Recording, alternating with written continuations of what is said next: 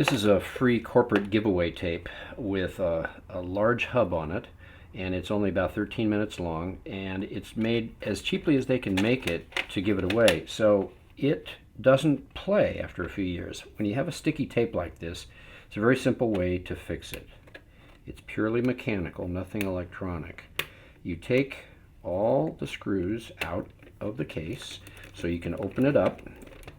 You're trying to get to the hub of tape that's inside the cassette, because it's the jacket, the cassette jacket, that is plastic, which deteriorates and starts sticking, and it doesn't have enough lubrication or design elements that allow it to flow freely,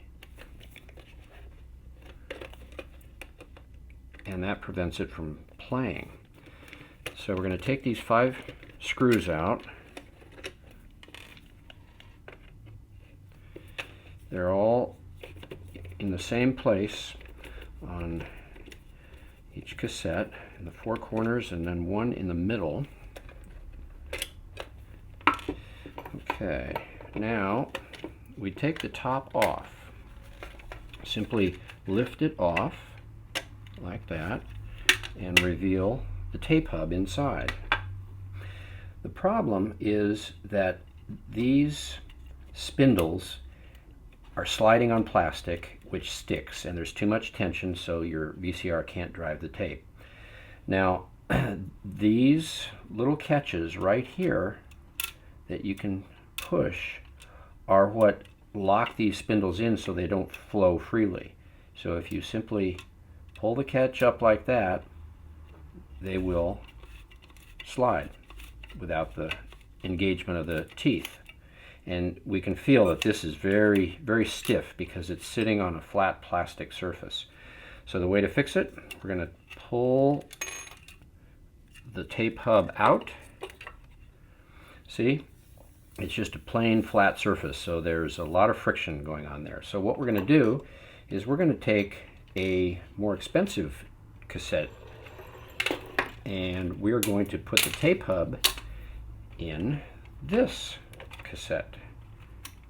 This is an old tape, which I don't need. It's an old demo reel. So I'm going to take this tape hub out and replace it with our tape hub. Now you can see this is not flat. This has little ridges which lessen the friction of the tape hub. That's why it should play much better. So in order to put this back in, there's a simple threading diagram. You have to go through those 2 rollers and then put one tape hub down, and then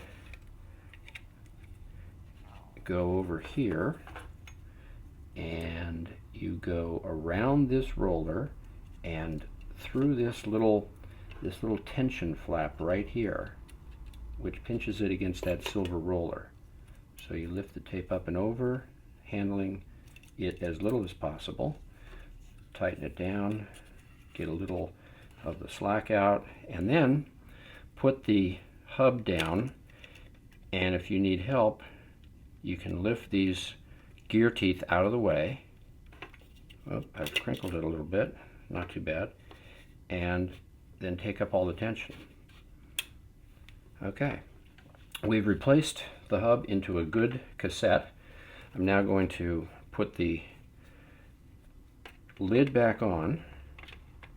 Oh, and again, if you have trouble fitting it over the tape, there is a catch. Whoops.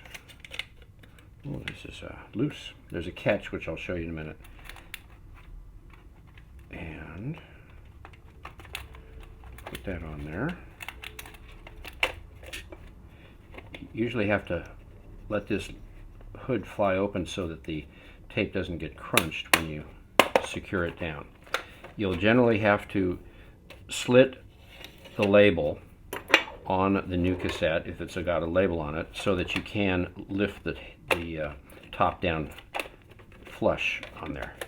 Now we're going to put our screws back in and give it a try.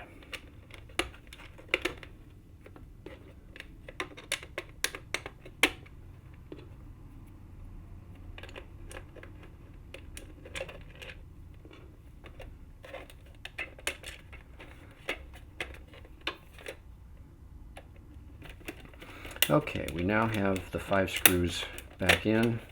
The cassette is back in place. Now, the little key to adjusting this tape protector flap is right here. Depress that and it flies open without any resistance. And you can see that I've got a little crinkle in the tape here. That's bad. Don't do that. Be very careful.